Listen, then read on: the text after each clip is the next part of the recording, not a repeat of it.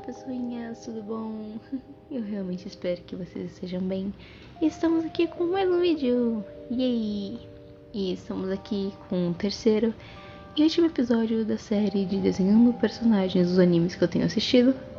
Sim, é um nome muito grande. Caso você não tenha visto o primeiro e o segundo episódio, eles estão disponíveis no canal. E eu também vou deixar eles aqui no card pra ficar mais fácil pra vocês. Mas sem mais delongas e sem mais enrolação, bora pro vídeo. Bom, Izuku Midoriya. Eu acho que era meio óbvio que eu ia falar do Midoriya em pelo menos algum episódio. Nossa, eu amo Boku no Hero.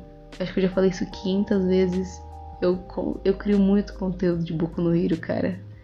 Mas não me arrependo, porque Boku no Hero é um anime, é uma série de mangás muito boa. E aqui estamos nós pra falar de novo. E aí? Então bora começar. É desenvolvimento de personagem. Cara, eu não sei nem por onde começar.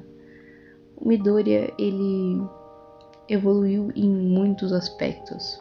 Tanto em força, tanto em psicológico, tanto em caráter. Muitos aspectos, sabe, foram desenvolvidos durante a jornada, o caminho que ele trilhou. Tá certo isso? Acho que tá. Durante esse caminho todo que ele passou, durante esses 10 anos que a gente acompanha a história, o Midoriya se mostra realmente uma pessoa que não para, que nunca parou, sabe? E isso é um traço muito forte de protagonista, sabe? De não desistir, de correr atrás dos seus sonhos. E acho que é por isso que a gente gosta tanto desse tipo de história, por isso que a gente gosta tanto de shonen em si, por causa dessa motivação iminente nos personagens, sabe? Que você olha e você sabe que é uma pessoa com um objetivo. E como eu falei antes, eu realmente admiro pessoas com objetivos formados e que, sabe, correm atrás deles e que se esforçam para poder alcançar. Como eu falei, o Midoriya em si, ele teve muitos avanços e muitas áreas da própria vida dele que evoluíram com o passar do tempo. Só que acho que o que realmente bate em si é a força física dele. Ainda mais comparando que ele não tinha poder, aí ele recebe o poder do All Might, depois ele perde os poderes de novo, sabe? Mas isso não impediu ele de continuar lutando e realizar o sonho dele. E, sabe, por mais que ele seja um rolinho de canela, que é um meme, né? Por mais que ele seja super, hiper, mega doce, ele entendeu que só bondade não resolve as coisas, sabe? Só ter boas intenções não resolve. Você tem que ter as condições pra isso, sabe? Não adianta ele querer ser um herói que quer salvar todo mundo com um sorriso e ele não ter a força pra poder realizar tal ato. Então ele se esforça muito, ele treina muito mesmo pra poder se adaptar a esse poder que, sabe, em menos de um ano ele teve que preparar o corpo dele pra receber. Então, tipo, esse traço de correr atrás mesmo, porque nada vem de graça, é uma coisa muito incrível, sabe, no Midoriya. Relacionamento com outros personagens. Eu sou uma pessoa que eu gosto muito de pensar em hipóteses, tipo, e se tal coisa não tivesse acontecido?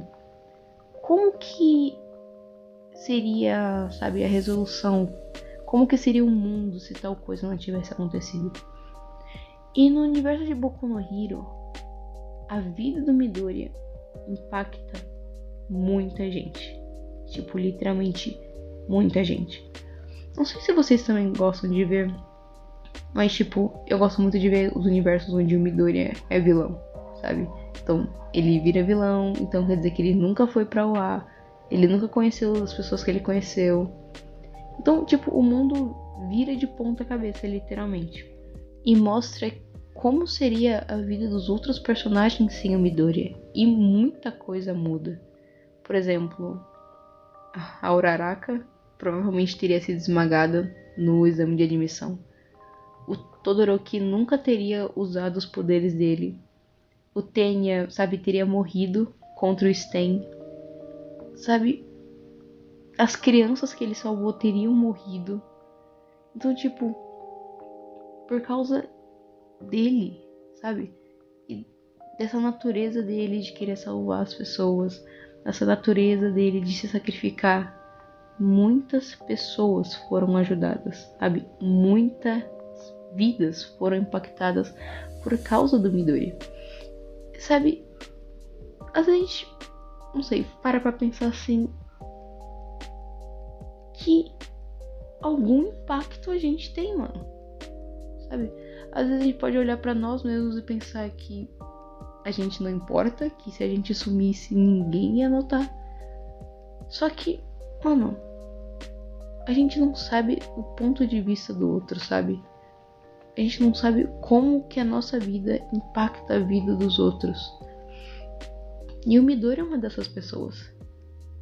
Ele não entende o valor que ele tem, mas as outras pessoas conseguem ver todo o esforço e todo o impacto que ele tem na vida dela, E é uma coisa muito incrível em Boku no Hero, na verdade, porque eu amo ver a relação dos personagens entre si e o jeito que cada um cuida do outro, Eles se tornaram tão próximos, se tornaram tão unidos, que é como se fosse realmente uma família. O jeito que um protege o outro e não deixa que o outro venha passar por coisa sozinho é muito da hora. Então, essa relação dos personagens, não somente com Midoriya, mas entre si, as relações, etc., é muito bonito de se ver, porque não são relações criadas do nada, Uma relação que a história já inicia contando, essas pessoas, elas são amigas e pronto, não. Mas mostra o desenvolvimento de muitas amizades, ainda mais levando em consideração que a história já começa com um novo ano letivo, numa nova escola, onde todo mundo é novo, teoricamente, e não conhece ninguém.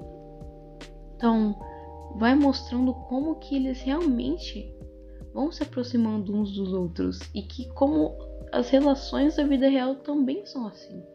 Você não chega do nada e simplesmente fala, meu Deus, você vai ser meu melhor amigo, ponto final. Não. Mas são estágios, digamos assim. E às vezes pode levar tempo, às vezes pode ser rápido ou não. Mas as conexões, elas precisam ser moldadas para poder chegar numa coisa realmente valiosa. Então, não tem uma relação que vale alguma coisa que não leve esforço, Se tem um relacionamento que ele vale alguma coisa, que ele é importante, saiba que teve esforço para que aquilo, fosse acontecer, para que aquilo fosse real. Teve sacrifício, E às vezes não é sacrifício, meu Deus, eu vou morrer, não, é sacrifício de tempo. Deixar de fazer alguma coisa para investir na amizade, para investir na relação com a pessoa. E isso é muito bonito. Construção de mundo. Caso você nunca tenha ouvido falar de Boku no Hero se trata de um mundo onde pessoas têm poderes chamados de individualidade. E cerca de 80% da população do mundo, no caso, tem poderes. Isso deixando, 20% da população sem poderes. E o Midoriya, ele era um desses 20%. E eu acho engraçado que o fato de você ter um ossinho errado no pé que diz que você não tem poder, então é meio triste. Então, por causa desse estigma, não estigma, mas por causa dessa grande diferença de 80% ter poder e 20% não, tem uma grande discriminação, uma grande mesmo, discriminação em relação às pessoas que não têm poder. E o Midoriya, ele sofre 10 anos da vida dele por causa disso. Normalmente os poderes aparecem entre 4 e 5 anos de idade. Então, se passa dessa idade e você ainda não desenvolveu o seu poder, as crianças, sabe, já começam a apontar o dedo, sabe? Porque, infelizmente, desde criança, elas são levadas a acreditar que poderes são incríveis e etc. Ainda mais com a cultura dos heróis e dos vilões. Então, eles pensam muito alto, sabe? É um ego, sabe? Um ego que é formado desde pequeno, sabe? Tem crianças, não vamos generalizar, né? Não vamos generalizar. Mas a maioria se acha muito boa, sabe? Se acha melhor do que as outras simplesmente porque tem um poderzinho da hora. Então, essa superioridade, esse complexo de superioridade que acaba criando na sociedade, meio que discrimina o resto, o que faz a vida daqueles que não têm poder uma merdinha. Desculpa o palavreado, mas é o melhor jeito de descrever a situação deles. Temas do anime. Eu já falei isso várias vezes, muitas vezes, mas uma coisa que Boku no Hero bate muito é na questão social, no jeito como a sociedade é feita, do jeito que a sociedade é organizada. E como eu falei, tem toda a questão dos heróis e dos vilões. E Boku no Hero tem uma visão muito preta e branca. No caso, a sociedade de Boku no Hero, ela tem uma visão muito preta e branca, sabe? Ou você é herói, ou você é vilão, sabe? Não existe meio termo, sabe? Não existe cinza. Não tem como você ter morais e etc. E o que é muito triste, sabe? E por causa dessa visão preta e branca que acontece tantos rolos e acontece tanta discriminação, sabe? Muitos vilões se tornam vilões por causa dessa visão preta e branca, porque eles não são vistos como pessoas, eles são vistos pelo poder que eles têm, sabe? Vou dar outro exemplo, o Hitoshi, mais conhecido como Shinso. O sonho de muitas crianças é ser herói, né? Acho que já é meio na cara isso. E o Hitoshi, assim como vários outros, também quer ser herói, tanto que ele entra na UA com esse objetivo. Só que ele sempre foi discriminado por causa do poder dele, que o poder dele é controle de mente. Então eles sempre olhavam pra ele e falavam: ah, você tem muito cara de vilão, você tem muito poder de vilão. Sabe, então eles não olham para as pessoas como pessoas, mas eles olham pro seu poder e o potencial que ele pode ter. E sabe, e meio que eles te definem por isso. O que é muito triste, sabe? E às vezes a nossa sociedade, ela é da mesma forma. Ela não olha pra você como uma pessoa, ela não te olha para você, ela não olha para você como um indivíduo, mas olha tipo pelo que você pode oferecer, pelo seu passado, pelas suas circunstâncias, sabe, pela sua condição financeira, condição social, sabe? E isso é muito triste, porque é como se você já colocasse uma visão, literalmente preconceito. Você coloca uma visão na pessoa antes mesmo de dar a chance dela mostrar quem ela realmente é. E sabe, acho que é por isso que em Boku no Hero as relações são tão importantes. Por causa dessa grande discriminação que as pessoas têm. Por elas pensarem tanto nas aparências e pensarem tanto do lado exterior, sabe, um lado superficial. Quando você vê uma relação que realmente olha pra pessoa como uma pessoa, eu acho que torna essa relação muito mais bonita. E por isso que as relações do Boku no Hero são, tipo, maravilhosas. Problemas morais. Cara, tipo assim, por um longo período de tempo, o Midori se mostrou ser aquele herói bem idealista, sabe? Aquele herói forte, que todos podiam confiar, sabe? Que salvava todo mundo com um sorriso. Tipo o All Might, que é o ídolo dele. Então, tipo, por um longo período ele se mostrou ser esse herói idealista, que queria sempre seguir as regras, sabe? Etc. Só que com o tempo ele percebe que o mundo não funciona do jeito que a gente quer que ele funcione. E chega um momento que ele é questionado se ele conseguiria matar um vilão para poder salvar ele. Que no caso é o Shigaraki, que é o vilãozão da história. Ele meio que entra em choque com essa pergunta. Porque depois que o Midoriya vê que tinha uma criança chorando dentro do Shigaraki, sabe, ele quer fazer de tudo para poder salvar essa criança. E quando ele se depara com a situação de que talvez ele precise matar a pessoa para poder salvar ela, sabe, meio que não bate muito bem as ideias. É meio triste você ver a ideia que você tinha de alguma situação, o plano que você tinha, meio que ser despedaçado por causa da realidade do mundo, sabe? Eu acho que um bom personagem que a gente pode comparar nessa situação seria o Vanitas, do Estudo do Caso de Vanitas. É muito confuso. Só um breve resuminho sobre o anime pra dar contexto. O Estudo de Caso de Vanitas é um mundo onde tem vampiros.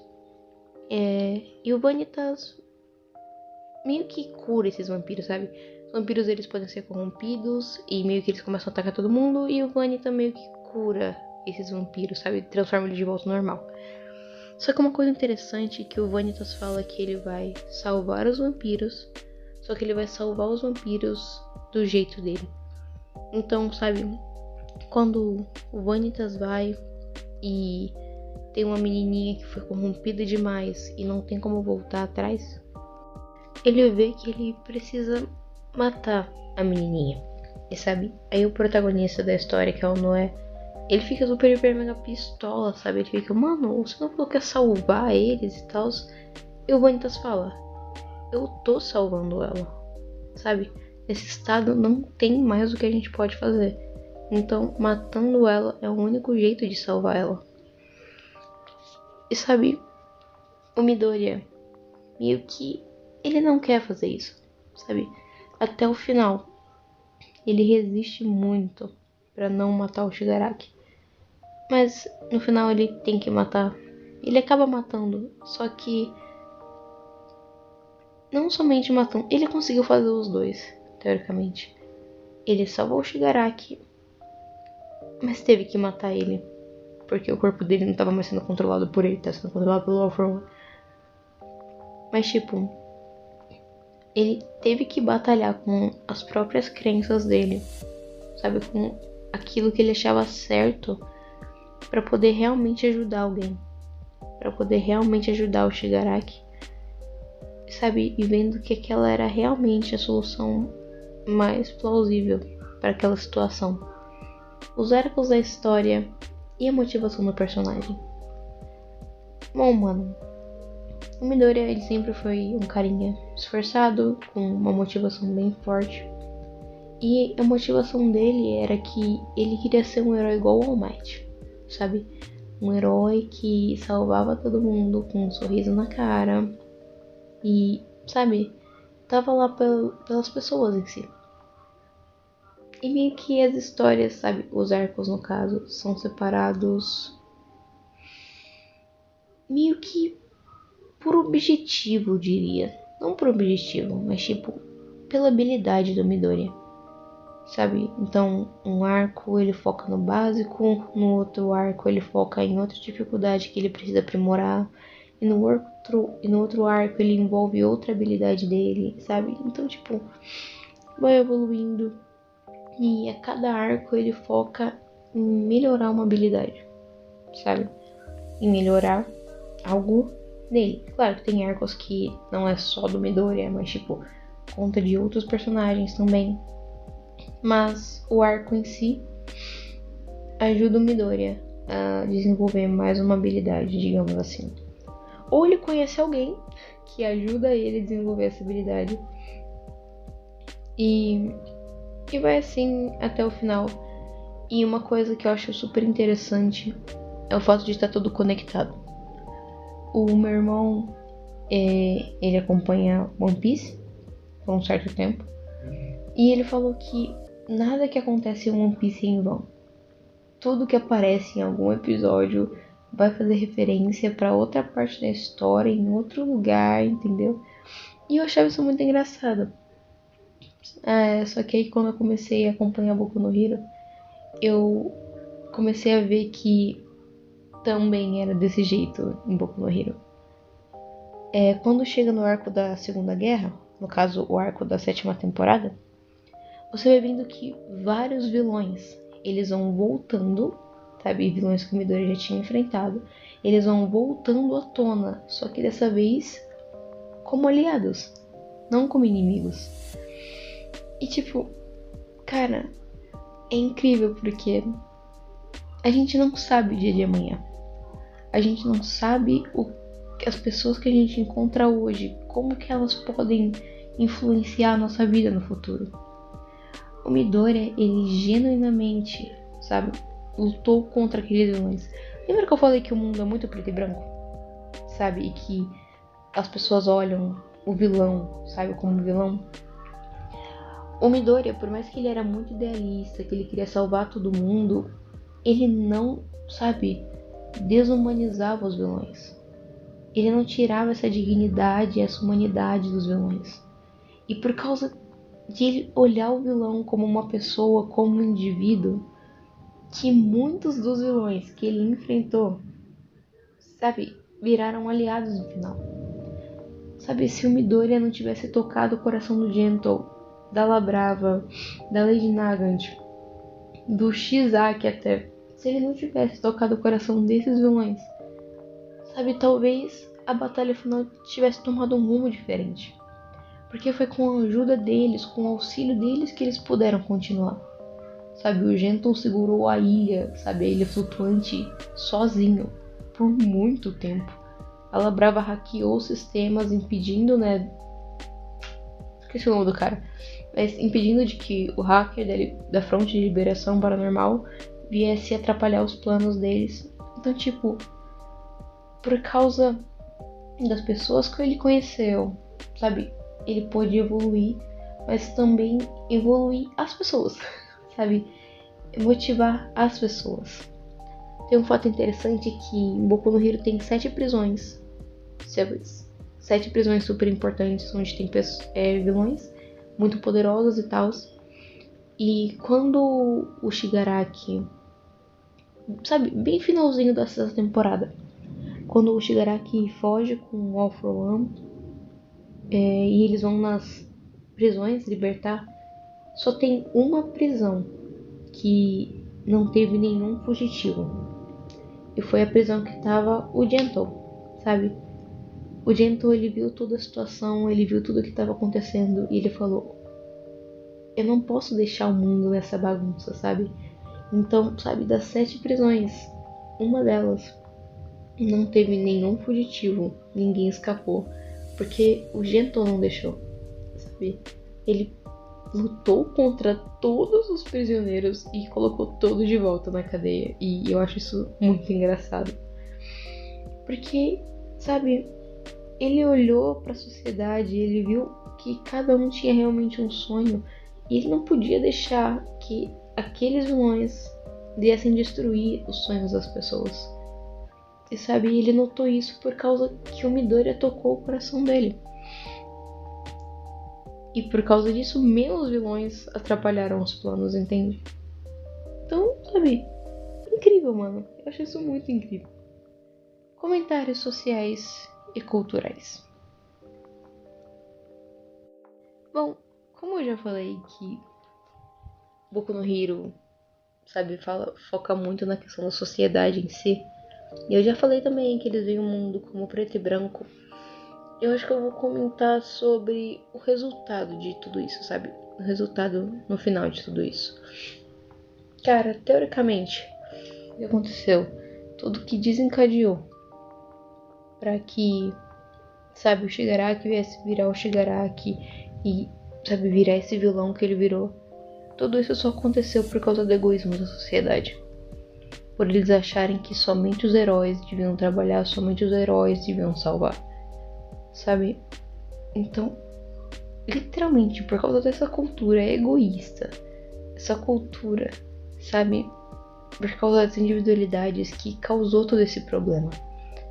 Então, sabe, acho que o final, a resolução de tudo isso mostra a evolução não somente de um personagem, não somente de, sabe, do personagem principal, dos amigos dele, mas da sociedade em si. Sabe, já comentei sobre isso, comentarei de novo, que, mano, ajudar pessoas não é só o trabalho dos heróis, mas é um trabalho de todos, sabe? Nós somos feitos para servir. Sabe, tipo, nossa, a Júlia tá me chamando de empregada, tá me chamando de empregado? Não, cara. Nós estamos aqui para servir, literalmente. Sabe, pode ser por causa de trabalho, sei lá, tipo, você pode olhar, mas eu trabalho por dinheiro, eu trabalho por sei lá o que, me trabalho para me sentir útil, e etc. Mas você não pode negar que de alguma forma você tá servindo alguém.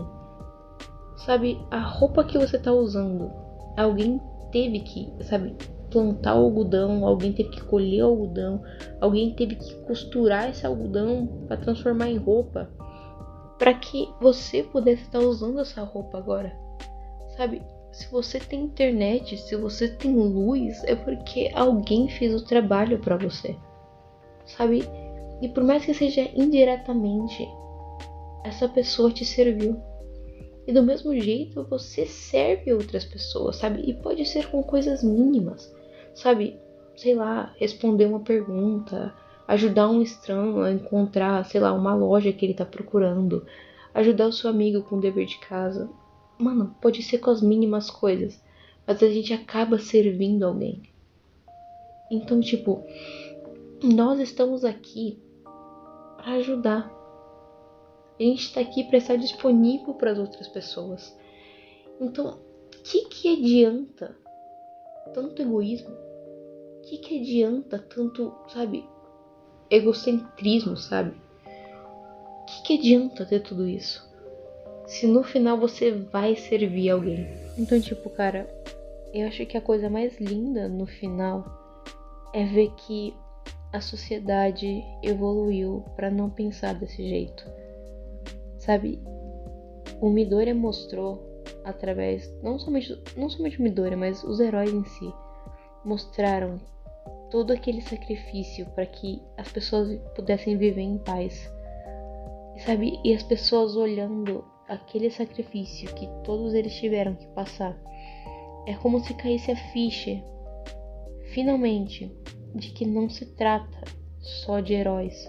Não se trata somente, sabe, dos heróis, dos vilões, mas se trata das pessoas em si, de pessoas ajudando pessoas. Sabe, no final, todo mundo disposto a ajudar a reconstruir a cidade, sabe, a dar suporte àqueles que necessitam, que perderam suas casas e etc. Todo mundo no final ajuda. E o exemplo da senhorinha é o melhor, sabe, para concluir tudo isso. No final a gente tem um vislumbre de um novo vilão, teoricamente. É uma pessoa que foi abusada, sofreu muito na vida, foi, sabe, presa em cativeiro pelos próprios familiares. Muito triste a história do cara.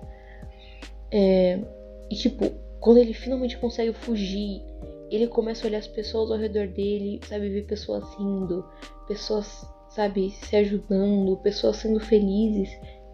E, sabe, essa pessoa fica com raiva. Ele fala, por que eles podem, sabe? Por que eles podem e não eu? Por que eles têm a chance de serem felizes enquanto eu passei por tudo que eu passei? Sabe? Ele fica irado e ele começa, sabe, a manifestar o seu poder. E ele tá, tipo, indo atacar as pessoas. Só que, tipo, é uma criancinha. O que torna isso mais triste ainda. Só que a senhorinha que passou pelo Shigaraki e não ajudou ele, falando que um herói ia ajudar, ela passa de novo, só que na frente dessa criancinha. Sabe, ela olha pra criança e ela vê aqueles olhos tristes, cansados e vazios. E ela tem, sabe, esse flashback do Shigaraki. Só que ela fala que ela não vai deixar a história se repetir, sabe? Ela olha assim e fala: criancinha, não se preocupa, porque a vovó tá aqui, sabe? Ela vai lá dar a mão pra criancinha e ela ajuda a criancinha. E tipo, volta o brilho nos olhos dela, sabe? Ela literalmente parou a história de um novo vilão. Sabe, eles introduziram, eu realmente achei que ia ser um novo vilão, que ia aparecer um novo arco, que ia ter muito mais história pra desenrolar. Só que não, a senhorinha salvou a gente disso. Então, tipo, cara, mostra a evolução da sociedade. Eles pararam de pensar somente neles, pararam de pensar somente em individualidades, mas olharam para as pessoas e viram que todos, sabe, todos estão conectados em si. E igual eles falam, né? Vai ainda mais longe, plus outra. Então, todos estavam indo muito além para poder restaurar a sociedade, como, sabe, poder restaurar o país por causa de toda aquela guerra e etc. Então, é muito lindo ver como que foi retratado esse tema, no caso. E acho que foi escrito e desenvolvido de uma maneira muito bem feita, sabe? Não presa a estereótipos, não presa a ideias fracas, mas é um ponto, sabe, delicado e que eu acho que foi aplicado de uma maneira muito inteligente. Representação visual. Cara, Boku no Hero, ele meio que é 880, sabe? Tem vezes que a animação é incrível, impecável, e tem outras que, sabe, meio assim. Eu gosto de ler o mangá pra criticar o anime. E me desculpe, mas eu sou assim. Eu gosto de ver o original pra que quando for adaptado eu possa criticar. Eu pareço uma pessoa horrível agora. Mas, tipo, quando você é um leitor de mangá, quando você acompanha a história original, você meio que cria uma certa expectativa, sabe? Pra quando for adaptar pro anime. Eu sei que não somente em Boku no Hero, mas muitos animes meio que talvez deixem a desejar. Mas tipo, Boku no Hero em si, ele traz essa áurea alegre. Eu acho que muito disso é por causa dos designs coloridos e cheios de detalhes dos personagens, sabe? E meio que traz, sabe, essa natureza colorida, traz vida pro anime, traz, sabe, conforto em você assistir tudo isso e tal. É só meio uma crítica, assim, que tem vezes que, por eles quererem manter toda essa coloração, toda essa alegria, sabe, toda essa vibração, não é vibração que fala, saturação das cores, meio que deixa meio que sem graça e não traz toda a emoção que poderia trazer. Por exemplo, na sexta temporada é a temporada que realmente deixou a desejar, porque tipo, na guerra, mano, guerra é triste, guerra não tem nada de bom em guerra, entendeu? E sabe, no meio da batalha contra Shigaraki, o céu tá azul, as cores estão, sabe, vibrantes e brilhantes, o sol tá lá. E tipo, eu sei que tava de dia, mas do mesmo jeito, o céu azul não tava dando toda a seriedade que poderia dar pra cena.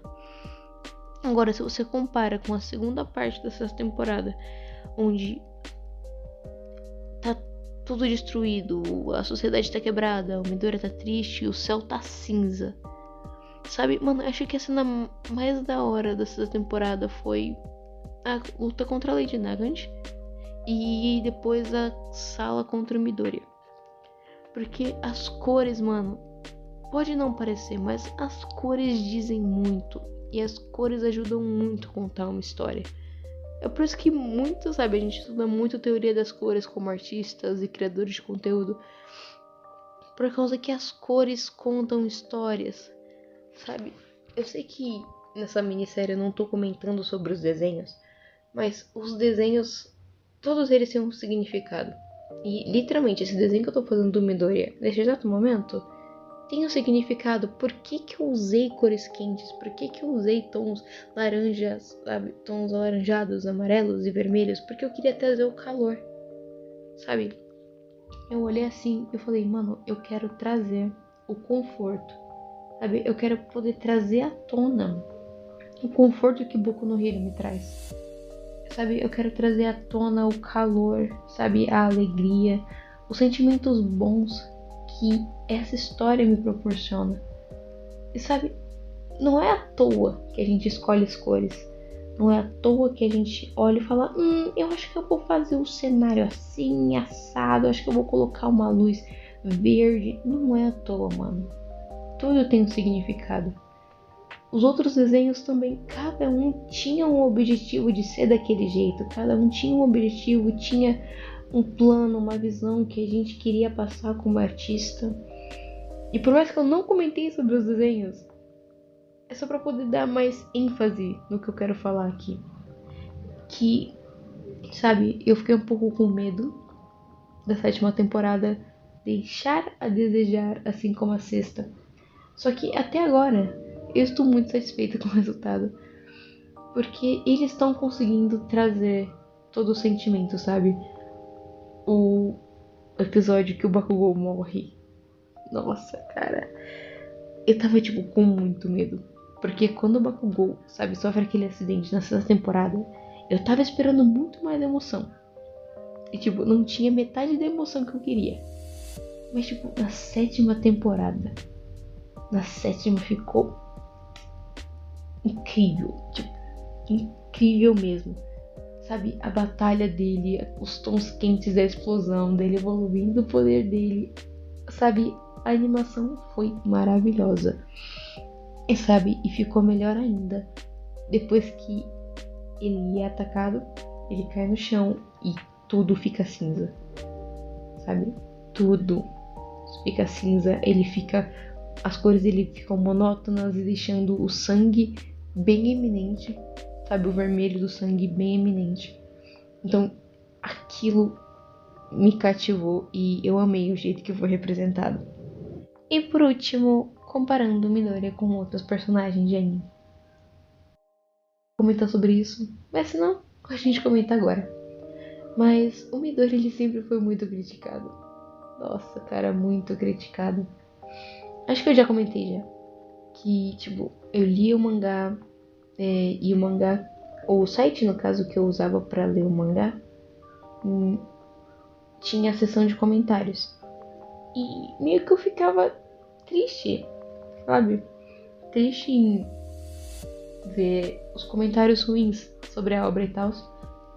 Mas, tipo, porque o Midoriya, ele realmente se mostra ser um herói diferente, um protagonista diferente. E o fato disso é ele querer salvar o Shigaraki. Sabe, isso era a principal reclamação das pessoas. Porque as pessoas queriam que ele matasse o Shigaraki. As pessoas queriam que ele agisse friamente, que ele não pensasse, que ele simplesmente olhasse pro Shigaraki e falasse: você é meu inimigo, eu vou te matar por causa disso. Só que, mano, o Midoriya não é assim, ele nunca foi, ele nunca vai ser. Ele nunca vai, sabe, desmerecer alguém só por causa, sabe, de ele ser um vilão, sabe? E por mais que o Midoriya fala que ele não perdoa o Shigaraki por que ele fez, ele do mesmo jeito não desumaniza o cara, mano. E as pessoas queriam que, sabe, desse a louca no Midoriya e ele só fosse matar friamente, sem pensar nas consequências. Só que ele não é assim. E eu sou muito grata de ele não ser assim. Sabe? É um estereótipo muito forte. De, sabe, ter o herói, que é o protagonista, e ele tem um inimigo, e ele tem que derrotar esse inimigo, independente da forma, independente do jeito, ele tem que derrotar o inimigo.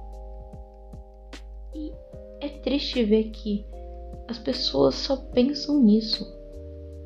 Sabe, karma, a que se faz, a que se paga, vai receber na mesma moeda, sabe? não é assim. E não precisa ser. E eu acho muito bonito o fato do Midoriya não pensar assim. E ele querer ser diferente. E ele conseguir ser diferente já deixa maravilhoso. E um outro fato também que o Midoriya mostra indícios de ter sentimentos. Não é ter sentimentos, mas eu tinha visto um vlog uma vez que o Midoriya ele era diferente de outros protagonistas de Shonen por causa que ele demonstrava sentimentos no começo do anime. Tipo, normalmente histórias de Shonen foca mais no personagem, no objetivo dele de como derrotar o vilão e etc. E eles focam em romance mais pro final, sabe? Foca em romance e relacionamento do personagem com, sabe, relacionamentos amorosos mais pro final da história e etc. Tipo Naruto. A Hinata sempre gostou do Naruto. Só que o Naruto nunca, sabe, realmente teve olhos pra ela, assim. Só no final que eles desenvolvem realmente o relacionamento deles com o filme The Last, etc. Só que o engraçado é que em Boku no Hero, desde o começo, Midoriya dava indícios, sabe, de gostar da Uraraka. E a Uraraka dava indícios de gostar do Deku. Só que no caso a Uraraka gostar do Deku é oficial.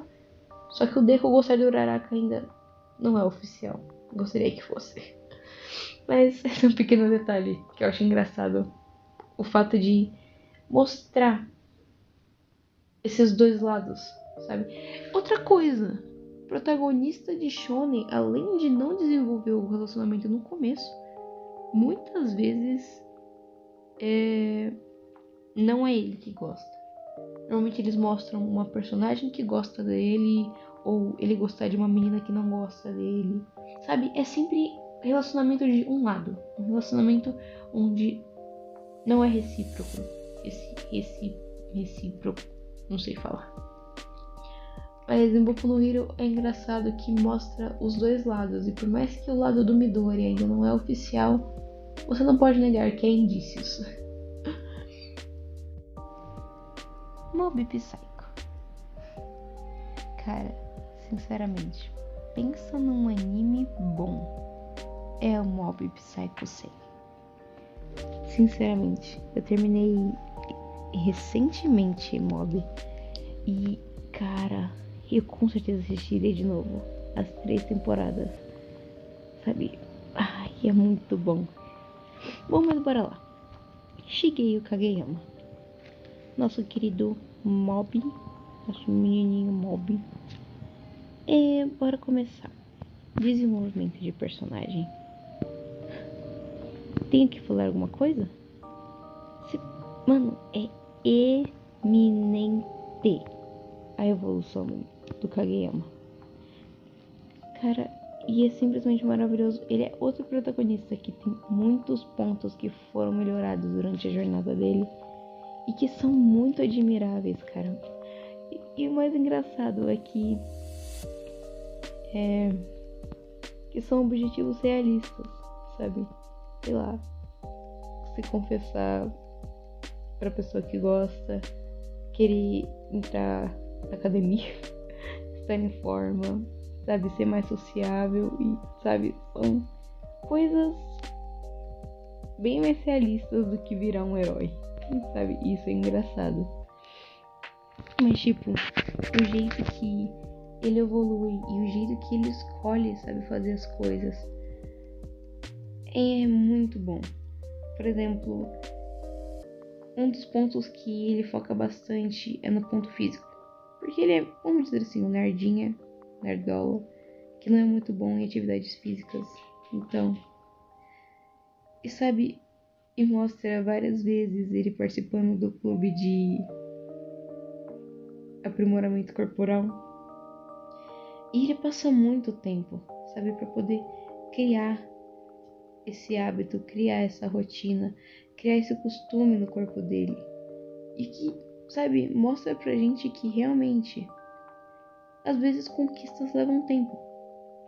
às vezes nossos objetivos, eles vão levar um tempo para se concretizar. Sabe, o Mob passou bastante tempo treinando. E, sabe, e depois de 6 meses mostra como ele tá diferente, que ele já consegue aguentar muito mais. Ele já é muito mais capaz do que ele era no começo. E tudo isso foi por causa da constância dele. Porque ele tinha esse objetivo, que ele queria melhorar, ele queria ser mais capaz, ele queria se aprimorar. E ele manteve essa constância, sabe, de todo dia ir treinar com os meninos. E, sabe, valeu a pena. Mostrou realmente que pagou. Claro que tem muitos outros aspectos do desenvolvimento dele, mas a gente vai poder falar isso em outros tópicos. Então, bora continuar com relacionamento com outros personagens, que é outro ponto de aprimoramento do Mob, a questão social dele. No começo, tipo, ele tem uns conhecidos dele, só que não é como se eles fossem muito próximos, é literalmente conhecidos. E cara, a história vai passando e vai mostrando como ele vai se conectando com cada um de certa forma. O jeito que ele vai criando laços com pessoas boas, pessoas que conhecem, sabe? Pessoas que valorizam ele. E é muito bom, sabe? Tem uma parte que ele realmente fala isso, que ele está rodeado de pessoas boas. E é muito bonito ver isso. Eu acho que um dos relacionamentos que eu mais gosto de ver é o relacionamento dele com o Mestre Rengen. Cara, é muito bonitinho, cara. E por mais que o Rengen tenha usado ele, tenha mentido pra ele e tal, mano, o jeito que o Rengen se importa com o Mob e o jeito que o Mob se importa com o Rengen, como se fosse pai e filho, é muito fofo, cara. É muito bonitinho. E uma boa parte do desenvolvimento do Mob foi por causa do Rengen. Claro que não vou desmerecer, porque foi tudo o Mob, sabe? Ele que teve que lutar para conseguir chegar onde ele chegou. Mas o Rengen tava lá em muitos momentos importantes pro Mob, sabe? Deu motivação, ensinou. Parando pra pensar, teoricamente o Rengen não mentiu pro Mob, sabe? Quando eles se encontraram pela primeira vez, ele falou que ia ajudar ele a controlar os poderes dele. E, tipo, em muitas situações onde o Mob tava tendo problemas internos, e isso meio que influenciava nos poderes dele, o Rengen tava lá para dar esse apoio emocional, esse suporte com as palavras dele. E por causa desse suporte, porque o Rengen tava lá, que o Mob conseguiu realizar as coisas, sabe?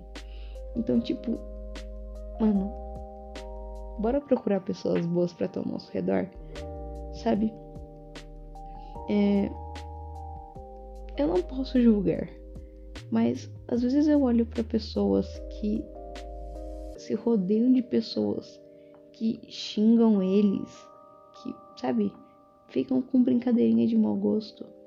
E, sabe, eu sei que é brincadeira, sei que pode ser zoeira e que a pessoa talvez não se importe, mas eu não me sentiria confortável de estar perto de uma pessoa que me insulta, por mais que seja de brincadeira. Talvez seja porque eu sou meio sensível e eu não gosto de palavras fortes. Mas, cara, eu prefiro muito mais estar num ambiente onde a pessoa, sabe, me elogia, me motiva a continuar. E se for me criticar, vai me criticar pra mim crescer. Então, sabe, o jeito que o Mob, ele seleciona as pessoas que ficam perto dele e escolhe as pessoas certas que o ajudam a crescer como pessoa, é muito da hora, cara, é muito incrível. Construção de mundo. Bom, o mundo do Mob, ele poderia ser considerado um mundo normal se você tirar os yokais. O que são yokais? São uns espíritos que ficam vagando pelo mundo, sabe? Aí tem uns espíritos maus que ficam fazendo uma bagunça por aí. Então várias pessoas começam a treinar para eliminar esses espíritos. E essas pessoas são os Espers, ou os tal psíquicos e etc. E o Mob é um desses. E, tipo, ele é um super poderoso. O Mob é muito forte, sabe? Só que o Rengen sempre falou pra ele que ele tinha que manter esses poderes controlados, sabe? Que ele não era melhor que ninguém, porque se o mob deixasse subir a cabeça, não tinha ninguém que pudesse parar ele, entendeu? Então ele já pensou nisso. E eu acho isso muito da hora, que o mob é muito humilde, mano. Sabe, ele é muito humilde. Isso é muito bom, cara. Então, sabe, por ter esses yokais e por ter esses espers, meio que muitos rolos acontecem, tipo, não é muito conhecido pela sociedade. Eles vivem mais às escondidas e tal, tanto que eles têm que procurar as pessoas. Mas eles vivem mais às escondidas, não é um poder conhecido pela sociedade em si. Mas é bem daorinha. Temas do anime. Cara, eu confesso que eu fui assistir Mob Psycho achando que ia ser mais um anime de shonen. Pra você ver, né? É sempre assim. É que Mob Psycho já tinha, sabe, sido lançado há muito tempo, tanto que tem 3 temporadas e um episódio especial. Então, tipo, o Mob Psycho já tinha sido lançado há muito tempo. Muitas pessoas estavam falando, estavam comentando sobre, meus amigos e etc. Só que eu nunca tinha pegado pra assistir. Eu falei, cara, bora assistir Mob Psycho? Sabe, não custa nada, tá aqui, então bora ver.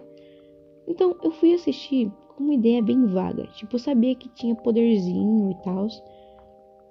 Então eu pensei que fosse só mais um shonen, mais um anime de historinhas de um protagonista lutando contra monstros. E no final virou uma história literalmente incrível e que eu estou apaixonada pela história.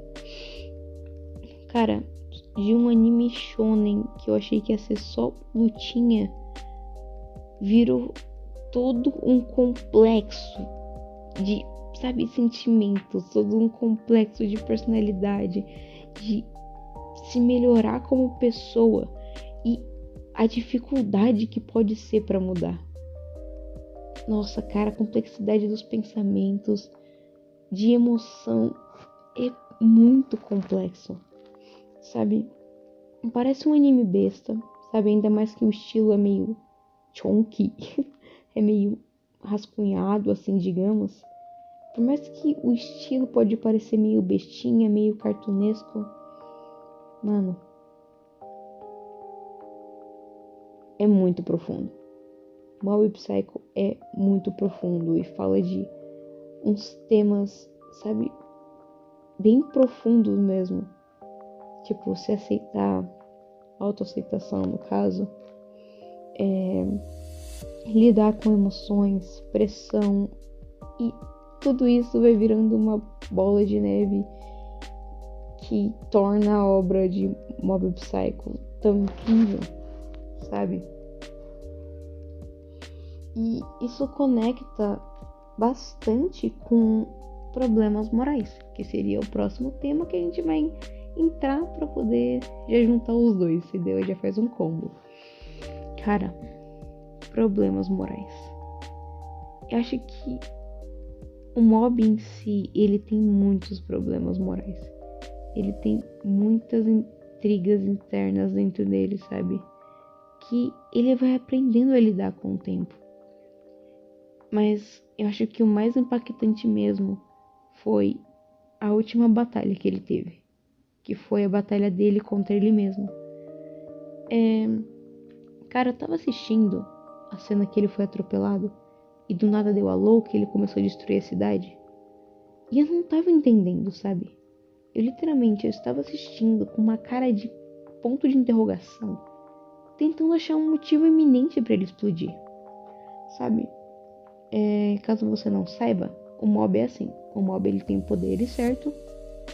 Só que por causa desses poderes, ele meio que colocou uma barreira, ele colocou uma limitância nele mesmo, de que ele não podia mostrar os sentimentos, porque os sentimentos dele meio que influenciavam nos poderes. E é Mob Psycho 100, por causa que tem uma certa porcentagem. O mob, ele vai guardando os sentimentos dentro dele. ele não compartilha, ele não expressa esses sentimentos. Então vai virando, sabe, ele vai engarrafando tudo e guardando tudo dentro dele. Então se ele fica muito estressado, acontece muita coisa e ele não consegue segurar mais, essa porcentagem chega no 100. E quando chega no 100, ele explode e começa, sabe, a soltar o poder dele em todo lugar, ele fica super poderoso e etc. Mas é tudo por causa da emoção dos poderes dele. Então, tipo, eu não tava achando um motivo eminente pra ele ter dado a louca. Eu, tipo, por que ele estaria estressado, sabe? Será que é medo? Será que foi adrenalina de ser atropelado? Só que não, mano. Eu descobri que na cena que o Mob foi atropelado, ele morre. E quando ele morre, o que faz ele acordar, o que faz ele levantar, é a força de vontade que ele tinha de encontrar a Tsubone. E, tipo, eu fiquei pasma. Sabe, porque ele tava tendo uma intriga dentro do corpo morto dele. E eu fiquei tipo, ai meu Deus. Mas tipo, mano, aquela cena literalmente explica toda a complexidade do personagem do Mob. O Mob, ele era uma criança, sabe, aberta, que demonstrava os seus sentimentos. Mas depois que aconteceu um incidente e ele acabou machucando o irmão dele, o irmãozinho mais novo dele, o Ritsu, ele começou a ficar mais fechado para que esse tipo de acidente não viesse a acontecer de novo. Então ele criou uma outra personalidade. Ele criou uma pessoa nova para poder esconder essa real identidade dele, esses reais poderes, essas reais emoções que ele tinha. E tanto que é por isso que tem o Mob, sabe? Porque o nome dele é Shigeru Kageyama. Então, tipo, a real personalidade dele seria o Shigeru, seria o Kageyama em si. Mas ele criou uma nova personalidade, e é essa nova personalidade que se chama Mob. E, mano, cara, é muito lindo, cara, é muito lindo. Literalmente, acho que são os 2, 3 episódios, os 2, 3 últimos episódios que trata dessa intriga interna dele.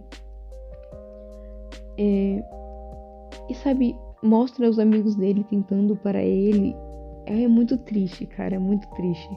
Por causa que os sentimentos dele, no caso os poderes dele, o Shigeru, ele só quer ir encontrar a Tsubone e ele não se importa com quem esteja no caminho dele.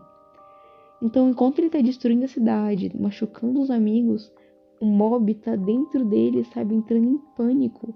Ele fala, não chega perto de mim, eu vou te machucar, sabe? E é muito triste. Mano, eu acho que de todos, um dos mais tristes foi ele contra o Hanazawa, que é um dos amigos dele. O Hanazawa, ele olha pra ele e fala que aquilo era um grito de socorro, sabe? Ele olha pra ele e fala que ele conseguia ver todo o desespero que ele tava passando. E, mano, ai, é tão triste. Nossa, tem tanta cena triste em Mob, cara, que eu não sei explicar. Porque, tipo, não é triste, mas é um triste íntimo. Sabe, as cenas tristes de Mob não são tristes, tipo, ai, o cachorrinho morreu, oh meu Deus, chorar pelo leite derramado. Não, mano, nem um pouco. As cenas tristes de Mob são tão íntimas, mas tipo, que parece que você tá dentro do personagem. Você olha assim e você não vê um personagem, mas você vê uma pessoa, sabe? E vê o Mob lutando tanto contra ele mesmo de machucar os próprios amigos. Cara, é muito triste. Sabe? Eu não sei se você já ouviu aquela música, mas ela é bem famosinha porque virou trend. É aquela música que fala assim: você me amaria mais se eu matasse alguém por você? Sabe? Esse é o refrão da música. Só que depois de uma parte ele fala: eu não sei se você percebeu, mas quem que eu tô matando sou eu mesmo. Sabe? Então o Mob, ele tava, sabe, se matando literalmente se controlando, se destruindo pra poder não machucar as outras pessoas, cara. Isso é tão triste, sabe? E aperta o coração. Porque nós sabemos que tem muitas pessoas que são assim. Muitas pessoas que elas tentam fingir ser algo para não machucar as outras pessoas. E sabe, não precisa disso. Não tem necessidade disso. Sabe, claro, tem uma diferença entre fingir ser algo e mudar para melhor. Por exemplo, você é arrogante. Então, é meu jeito de ser. Não, pelo amor de Deus. Melhore. Então, tipo, tem essa certa diferença. Mas na questão do Mob, ele sabia do potencial dele, ele sabia do perigo que ele segurava. E ele se reprimiu tanto, segurou tanto, cara, que deu nisso, entende? Ai, é tão triste, mano. É tão triste, cara. E nós vamos andar pra frente, vamos continuar pra mim não chorar, entendeu? E nós vamos para arcos da história e motivação do personagem. A motivação mais forte que o Mob tem é a Tsubone, que é a menina que ele gosta. Então, tipo, ele começou a treinar porque ele queria impressionar ela. Ele começou a se desenvolver mais porque ele queria conversar com ela. E ele destruiu a cidade toda porque ele queria se declarar pra ela. Então essa é a motivação mais forte que ele tem, que é a Tsubone. É meio fofo, mas tipo, meio doentio também, se você parar pra pensar. Mas é engraçado. Mas tipo, os arcos são divididos... não sei explicar. Mas tipo, eu acho que também é por questão emocional do Mob, sabe? Um arco pra mostrar o início, né? Pra introduzir o personagem. Um arco pra mostrar as primeiras pessoas que ele encontra. Um arco pra, sabe, mostrar as motivações dele, como ele tá começando a jornada dele. Um arco pra mostrar a família e etc. Então são vários arcos que mostram várias áreas diferentes da vida do Mob. E eu acho que é assim que é dividida a história, teoricamente. Claro, nós temos o arco da garra, de todo o rolo com o pai do menino ruivo, que eu esqueci o nome do menino ruivo, do pai do menino ruivo, mas é uma bagunça. O arco da segunda temporada. Mas tipo, vários arcos eles desenvolvem na questão do Mob, aprendendo a lidar com alguma coisa nova dentro dele. Então, tipo, é muito louco. O arco da segunda temporada, onde envolvem a família do Mob, cara, a gente vê um Mob diferente. Claro que a gente já viu o Mob dando a louca, explodindo várias vezes antes disso. Mas quando envolver a família dele, cara, esquece. O cara virou um cão, atacou, sabe, as pessoas, tirou a informação deles e tal, desenvolveu uma nova habilidade. E depois de toda essa adrenalina, o Rengen, nosso querido Rengen, foi lá e acalmou ele, e ele simplesmente desmaia porque a adrenalina sugou toda a energia do corpo dele. Comentários sociais e culturais. Mano, pra falar disso aqui, a gente vai ter que falar do Mogami. Caso você não conheça, tem um arco onde eles vão exorcizar uma menina. Só que essa menina, ela tá com o espírito do Mogami. E o Mogami, ele era tipo um exorcista no passado muito poderoso. Só que depois que a mãe dele morreu e ele não pôde fazer nada pra salvar a mãe dele, ele meio que perdeu totalmente a esperança em tudo e só começou a consumir vários espíritos malignos para quando ele morresse, ele virar um espírito maligno forte. E foi isso que aconteceu. Tipo, ele é muito forte. muito forte mesmo. Ele matou várias pessoas, destruiu várias coisas, sabe? E o mob, vendo que não tinha o que fazer por fora, ele falou, mano, eu vou ter que destruir o Mogami por dentro. Então ele vai lá, faz um rolo e tal, e ele consegue entrar dentro do core espiritual da menina, e ele encontra o Mogami lá. E o Mogami começa a mostrar o mundo pro mob de um outro ponto de vista. Ele cria uma realidade alternativa, onde o mob não tem poderes. E nessa realidade alternativa, ele fala que o mob não era especial. Ele fala, você é só mais um na multidão. Você não importa. Você não tem nada que chame atenção. Sabe? E, mano, o arco do Mogami é outro arco, mano, muito triste mesmo. Teoricamente, o mob fica preso 6 meses nessa realidade. Só que na vida real foi só, 2 horas. Mas naquela realidade ele passou 6 meses sofrendo bullying, sendo criticado, discriminado, apanhando, sabe? Sendo julgado por tudo e todos. A família dele não apoiava ele. E sabe, ele só vai entrando num buraco. Num buraco. Num buraco, num buraco, num buraco. E é muito triste. Cara, ver as cenas dá um aperto no coração, porque você sabe que o mob não merece aquilo. Ninguém merece passar por aquilo. E fica ainda pior sabendo que é um adulto fazendo uma criança passar por aquilo, sabe? Por mais que a realidade fosse falsa, por mais que fosse tudo inventado, o mob ainda passou por tudo aquilo.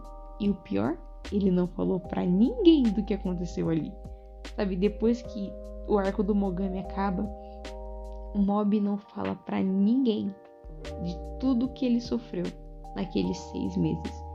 E isso me deixa ainda mais triste, cara. Meu Deus, mob. Mas também é um assunto delicado e tal. Mas o que eu quero falar, mano, a gente... O Japão é um lugar triste. Me desculpa, mas o Japão é um lugar muito triste. Cara, eu sei que não é só o Japão, vários lugares também tem isso. Mas eles têm a cultura do bullying, cara. A cultura do bullying. E sabe, o jeito que ele aplica isso na vida do mob. Você é só mais um. Você é um ordinário. Você não tem nada de especial. Se você sumisse, que diferença ia fazer nesse mundo? Mano, cara, só... Ai, me desculpa, mas eu só consigo pensar em como o Satanás é sujo. Porque ele faz a mesma coisa que o Mogami fez com o mob. Me desculpa, mas é a mesma coisa. Literalmente a mesma coisa. Ele cria uma realidade na sua cabeça onde ele fala 500 mentiras pra você, sabe? Enche a sua cabeça de coisa e faz você acreditar em coisas que não são verdade. Sabe? Não ia entrar neste assunto, mas não tem como não entrar neste assunto. Literalmente, você acha que você não vale nada? Você realmente acha que você não vale nada? Sabe? Mano, me desculpa, mas você tá vivendo uma mentira. Você vale e vale muito, e eu não tô falando isso da boca pra fora. Você pode não acreditar. Você pode não acreditar. Mas Jesus morreu por você, cara. Jesus, ele foi na cruz do Calvário, foi açoitado, torturado, sabe? E ele derramou o sangue dele por nada. Desculpa, mas não me desce. Não entra na minha cabeça alguém morrer por nada. Jesus, ele morreu por algo importante. Jesus morreu por você. Ele olhou para você e falou: essa pessoa vale a pena derramar meu sangue. E aí você vem me falar que você não vale nada. E se você morrer, o mundo não mudaria nada. Que se você morrer, se você desaparecer, ninguém ia sentir sua falta. Cara, não acredita nas mentiras de Satanás, pelo amor de Deus. Se você não quer pensar em Satanás, pensa no Mogami então, mano. Não sei, mas não acredita. Porque, cara, não vale a pena. Sinceramente, o Mob passou por tudo aquilo. Ele foi torturado com tudo aquilo. Naquelas mentiras, ele ficou preso naquele mundo e ele só afundou. Graças a Deus que o amiguinho dele, o Covinhas, foi lá, deu um tapa na cara dele e falou: acorda pra vida. Sabe? Porque, mano, a vida é muito mais do que isso, sabe? A vida é muito mais do que as mentiras que são colocadas na nossa cabeça. Sabe? E o Mob, por um momento, ele meio que fica perdido, porque o plano do Mogami era fazer o Mob ficar insano. O plano do Mogami era fazer o Mob perder toda a consciência, perder todos os valores dele, porque o Mob é um personagem com valores muito fortes, muito definidos, e não tem, tipo, nada que muda isso. Quando ele fala que você não deve usar os seus poderes para machucar as outras pessoas, ele segue isso à risca. Então, tipo, o plano do Mogami era fazer ele perder esses valores. Fazer ele, sabe, esquecer de tudo aquilo e ir insano e seguir o legado dele de dor no mundo. O Mob, por um segundo, ele perde realmente os sentidos, ele começa a atacar as pessoas dentro do sonho. Por isso que o Covinhas entrou e deu um tapa na cara dele. Mas, tipo, ele saiu daquele lugar. Ele voltou pra realidade, mano. E eles conseguiram, sabe, exorcizar a menina, libertar ela de tudo aquilo. E depois disso ele vai e abraça ela, cara. A menina começa a chorar, pedindo desculpa. Que, sabe, por mais que não era realmente ela que estava atormentando o Mob, não era ela querendo aquilo, ela fazia isso na vida real com outras pessoas. E, sabe, ela começa a chorar, se sentindo tão culpada de tudo que o corpo dela fez o Mob passar. Porque o Mogami usou o corpo da menina para atormentar ele durante esses 6 meses. Sabe, o Mob só chega assim, abraça ela e fala: mano, tá tudo bem. Porque eu sei que pessoas podem mudar. Porque eu mudei. E se eu mudei, você também pode. E ai, cara, eu derreto. Porque é tão lindo, mano. Mas tão lindo. Que eu não tenho palavras pra descrever. Sabe? Ai. Representação visual. Mano, esse tópico aqui é simplesmente incrível, tá? Porque eu não sei se você viu o mangá de Mob Psycho. Sem ofensas, mas não tem lá essa qualidade, entende? O próprio artista, o próprio criador de Mob fala que ele não tinha muita habilidade, ainda não tem muita habilidade em relação ao desenho. Por isso que os personagens são simples e tal. Mas, tipo, o anime, nossa, ele revolucionou, entendeu? Tipo, transcendeu. Se Mob é 10, sabe? Se o mangá é 10, o anime é 1000. Entendeu? Sabe? Toda a questão de cor, a animação, o jeito como os personagens são representados, os ângulos totalmente aprimorados. O anime é simplesmente incrível. Sabe? Eles conseguem trazer à tona toda a questão dos sentimentos de cor que a gente falou, toda a questão emocional. E, sabe, mano, a composição é simplesmente incrível, sabe? Ai, não tenho palavras. Eu não tenho as palavras para poder descrever o quanto que é lindo, sabe? Todo o jeito que foi representado e retratado as questões do mangá, só que adaptando para o anime, sabe? Ai, eu só quero dizer que o estúdio fez um trabalho impecável, sabe? Misturando vários estilos de arte. Tanto que teve uma que parecia slow motion não, stop motion. É tipo assim, tem uma tela, certo? Uma tela de vidro. Aí você desenha nessa tela e o desenho dessa tela de vidro aparece no computador. E aí você tira um print. E depois você apaga, faz outro desenho e tira print de novo. E vai fazendo isso várias vezes. E cara, tipo, eu vi o processo de trabalho dessa questão. E eu acho que isso deixou o anime muito mais incrível. Sabe os encerramentos da primeira temporada, onde parecia um efeito de tinta? Aquilo não é feito. Foi feito por uma mulher, sozinha. A mulher responsável por esse tipo de arte.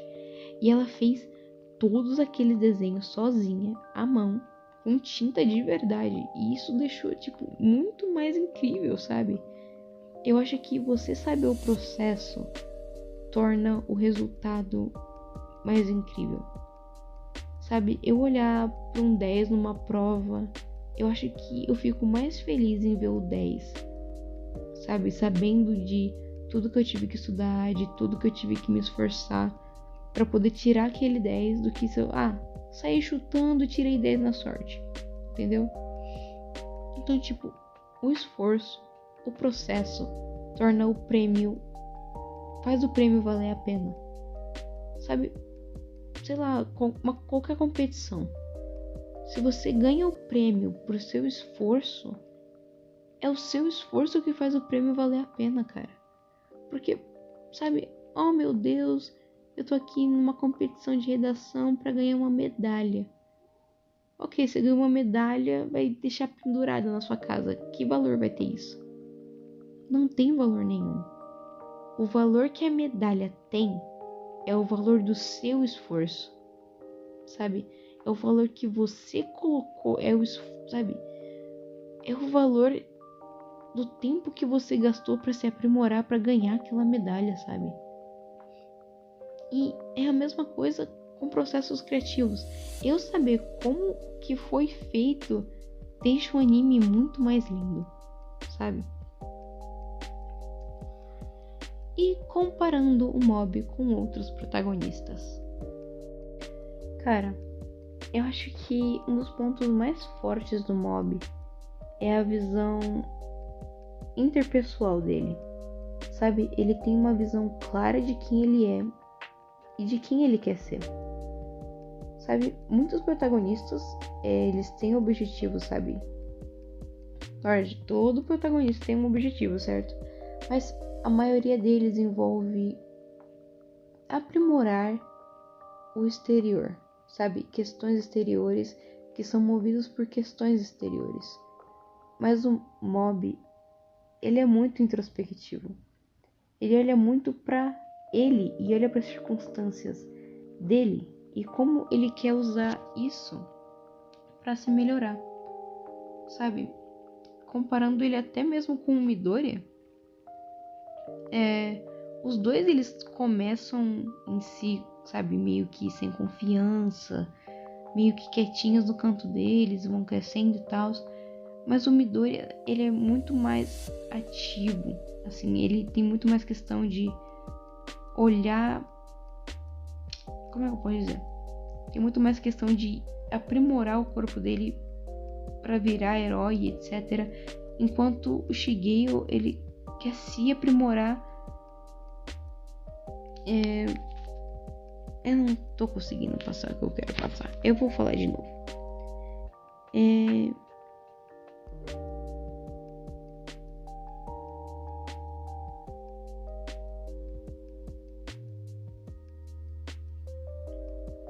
E comparando o Mob com outros protagonistas de anime. Cara, eu acho que uma das coisas que eu mais gosto do Mob é a visão interpessoal dele. Ele tem uma visão muito clara de quem que ele é e de quem que ele quer se tornar, sabe? E toda essa questão de ele só querer ser normal, ele só querer se encaixar, é o que torna um mob, sabe? O objetivo dele no começo era, claro, impressionar Tsubone, se tornar uma pessoa de quem ela poderia gostar e etc. Só que, mano, com o passar do tempo, ele vai olhando pra ele e ele vai vendo todos esses detalhezinhos que ele quer mudar. E ele começa a fazer isso, mas por ele, sabe? Pro desenvolvimento dele como pessoa.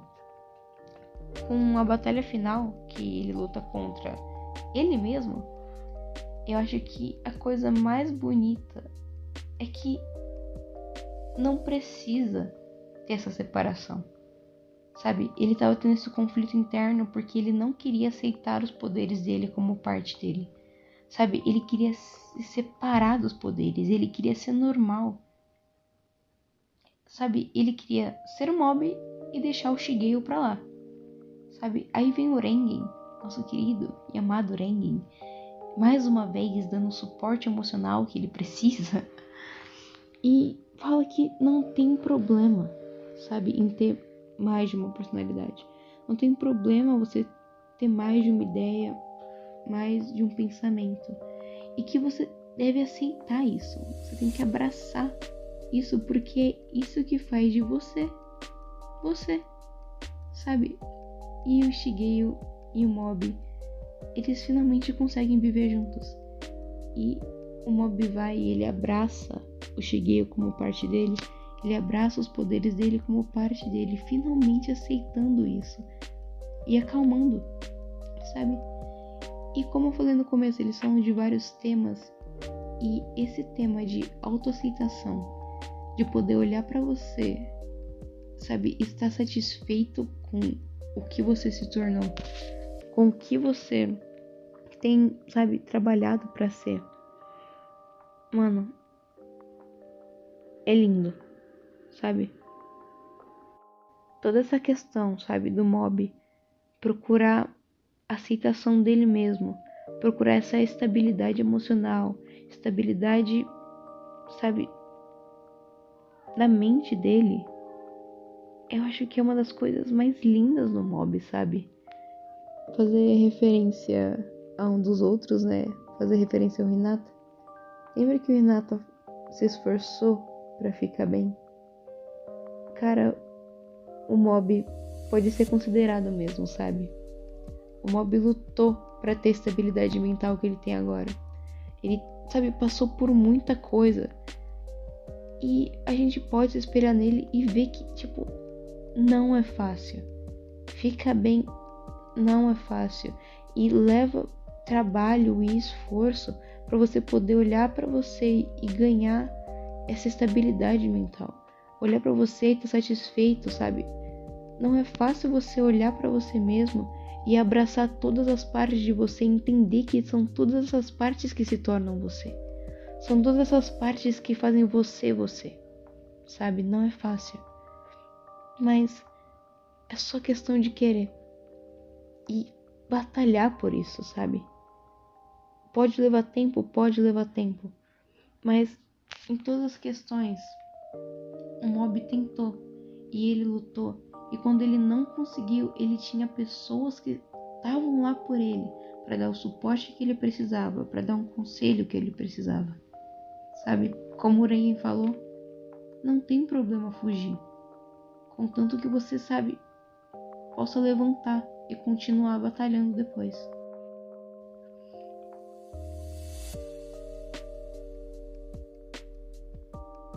Chegamos ao final! Yay! Ai, mano.